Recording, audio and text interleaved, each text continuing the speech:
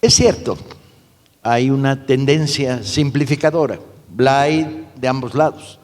Si ustedes leen al alemán que vio la toma de Guanajuato oculto debajo de su cama, hablando de las hordas de Hidalgo, pues tendrán una versión bastante poco aproximada a la realidad de lo que estaba pasando. Es cierto, hay una tentación de polarizar y tiene un origen. Estamos hablando de historias muy polarizadas, extremadamente polarizadas. Estamos hablando no de lo que se llamó e intentó llamarse la Guerra de Independencia, sino lo que fue una revolución de independencia. Y una revolución, como decía un amigo mío, para hacer una tortilla francesa, un omelette, tienes que romper huevos. Es un fenómeno donde pasiones, contradicciones y conflictos se exacerban. Es a vida o muerte. Y unos pierden temporalmente y otros muerten. Los indios del Mezcala, cuya historia rescata sabiamente Guillermo Prieto, se levantan del lado de la independencia, llegan los realistas y les dicen: ustedes tienen solo arcos y flechas, nosotros tenemos fusiles, mejor ríndanse, ¿sí? Y ellos responden: pues. Y entonces los realistas les dicen: es que va a correr mucha sangre. Y los indios, según se testimonia en la única crónica que existe de esto, dicen: ¿y a ustedes qué les importa si la sangre es nuestra? Estamos hablando de este tipo de situaciones. La figura de Hidalgo a mí me resultó interesante, sobre todo porque me la estropearon en la secundaria y en la prepa.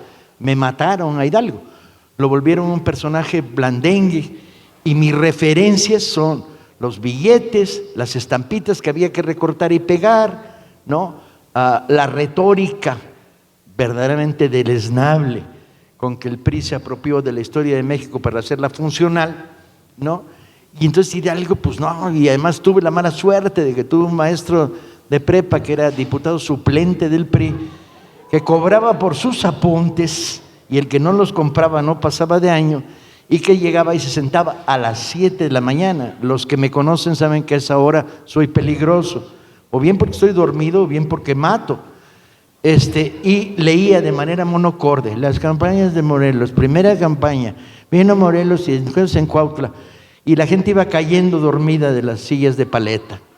Lograba acabar con el 50% de los asistentes, y entonces logró crearme a mí, adolescente, rebelde y rojo, una relación muy mala con la independencia, pero muy mala, de desinterés, de apatía, de desprecio por las figuras. Si a esto le metes las ceremonias cívicas que todos ustedes han sufrido, mexicanos, que consiste en ponerte al sol en aniversarios, recuérdalo un día para olvidarlo el resto del año, es la consigna, ¿no? Mientras el sol te calcina y se leen los peores poemas que pueden ser leídos, y vamos cayendo todos o insolados o atacados. Esto iba construyendo una relación. Y de repente, un día iluminado, alguien me dice: Hidalgo hablaba 7 lenguas. Ante mi desconcierto digo: ¿y cuáles? Bueno, claro, hablaba latín, era cura. Hablaba Castilla, pues ni modo, en la Nueva España, y había siendo rector de una universidad que no hablara español. Y hablaba y leía en francés. Caray. Y leía aunque no hablaban italiano. ¿Y por qué italiano? Bueno, porque por curiosidad sus maestros jesuitas le habían enseñado el Renacimiento, y entonces el italiano era la lengua por la que entrabas al mundo del Renacimiento. Sí, pero hablaba tarasco, purépecha, hablaba náhuatl y hablaba otomí. Otomí, sí, otomí. Y dije: ay, güey. Y entonces de repente dije: hay que ponerse a estudiar. Y empecé a ver por qué estas 7 lenguas que caracterizan a un personaje. Hablar 7 lenguas implica años de esfuerzos, de relaciones, de tensiones. Y entonces Hidalgo empieza a convertirse en una trayectoria. Entonces empiezas a ver al Hidalgo extraño que andaba por un pueblo en Colima robándose las aldabas de las puertas y las manijas de los cajones para fundir con ellas, dijo entonces a los que se las robaba, la gran campana con la que sonará la libertad. Y entonces te imaginas este cura de pueblo, ladrón de manijas, etcétera, y la curiosidad va creciendo, es inevitable, sobre todo para un populista irredento como yo. Y entonces sigues la ruta. Y, tradujo a Molière. Ay, güey, ¿de veras tradujo a Molière? Sí. Y significó la primera traducción, no la conocemos porque se perdió del avaro de Molière. Y la significó en el atrio de la iglesia, los vecinos llevaban las sillas, y se enamoró de la primera actriz, de la que sabemos que tenía ojos muy bonitos y sabemos poco más, de Micaela. Y empiezas a avanzar y decir, carajo, estoy ante un personaje en el último de los adjetivos singular. Empieza a recorrer historias que te van conectando. Entre otras, descubrir que la imagen de Hidalgo que recortamos es falsa. La creó Ramírez, el pintor de Maximiliano, y entonces tomada probablemente de un biólogo o de un luxemburgués que lo acompañaba, porque no había, Hidalgo no fue retratado en vida, solo tenemos la estatuita de 60 centímetros que hizo un imaginero en Guadalajara. Y se lo inventaron, el Hidalgo que conocemos no existe, es una invención. Y luego las estatuas. No veo hidalgos a caballo por ningún lado, no veo hidalgos con el pistolón que las crónicas, las 4 grandes crónicas de la campaña de Hidalgo registran, el pistolón que traía en la mano. Y entonces de repente entras en el debate, ¿cómo llega el mensaje? ¿No llega el mensaje? ¿Qué papel jugaba en la conspiración de Querétaro? Notablemente secundario en la conspiración, absolutamente periférico. Y sin embargo, a la hora en que llegan Aldama, Basolo y Allende a decirle, nos descubrieron, y Aldama y Basolo a proponer, huyamos, señor cura, y los registros de las conversaciones están varias veces, porque están sus confesiones, el cura dice, no, tomemos un chocolatito, lo cual me encanta, porque esta especie de construir la pausa dramática, cuando viene la policía de Querétaro a detenerte, tomemos un chocolatito. Y la frase que está registrada y admite poca duda de, no, vamos a coger gachupines. Yo que soy un lepero y que me formé en la secundaria 4, donde para entrar tenías que alburear al merenguero, al prefecto, etcétera, eso de vamos a coger gachupines fue interpretado en el doble sentido mexicano de la palabra, obviamente. Y esta decisión es la que impulsa el arranque de la independencia.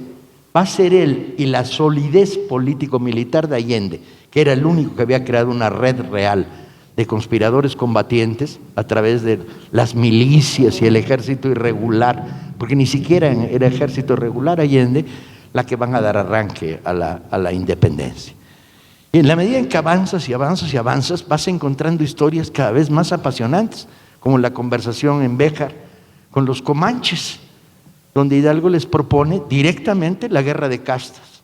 Y dice, ay güey, la guerra de castas, no la guerra de clases, porque la guerra de clases está clara desde Guadalajara, donde la abolición de las castas se vuelve el fenómeno revolucionario más apasionante. Y está polarizado, claro que está polarizado. Y la historia es espacio etéreo de discusión, debate, información, trabajo riguroso, bibliotecas, desconfianza. Porque cuántas veces no hemos tenido desconfianza, Patricia, al leer las confesiones de Hidalgo tomadas por los dominicos. Los dominicos, los perros de Dios, son los que le toman la confesión y no hay segundas figuras o testigos externos. ¿Qué tanto de la confesión es cierta? No lo podemos saber. ¿Qué tanto está manipulada? No lo podemos saber.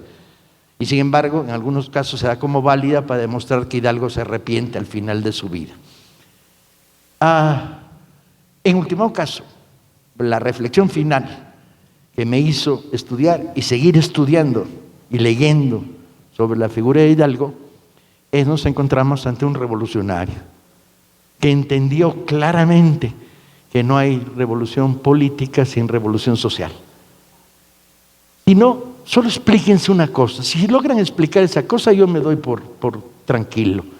Es cómo demonios, entre Dolores, con 50 rancheros, 25 soldados de Allende y 30 locos que levanten el pueblo, entre ellos varios curas, logra llegar a Guanajuato con 25,000.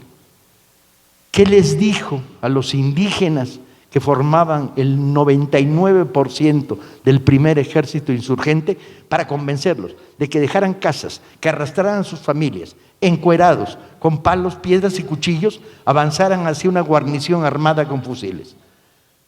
¿Qué les dijo? Quemen las trojes, llévense el maíz, ¿sí? Cierren las minas, acaben con la esclavitud. La esclavitud terrible que representaba el México. Y así son de cabronas las revoluciones, ¿sí? Y en este sentido no puedo evitar, habiendo creído y pensado que la revolución, no sé si será posible, sino que es absolutamente necesaria en países como el nuestro, tener un especial amor por la figura de Hidalgo. A Iturbide lo dejo para el rato porque forma parte de mi escuela de odios, pero tengo que decir primero que si bien en algunos espacios de la historia de México soy profesional y muy serio, en la historia de la independencia soy un amateur ilustrado, que picotea por aquí más por curiosidad y amor que por un trabajo riguroso para entrar en el tema. Y que sí creo en una historia que registra las contradicciones, que rompe el blanco y negro, pero que no pierde el problema de la esencia. Y por último, creo sin duda en una historia que construye mecanismos de identidad. Si no podemos plantearnos mirando al pasado quiénes somos, de dónde venimos y hacia dónde vamos, alguien que me diga para qué sirve la historia.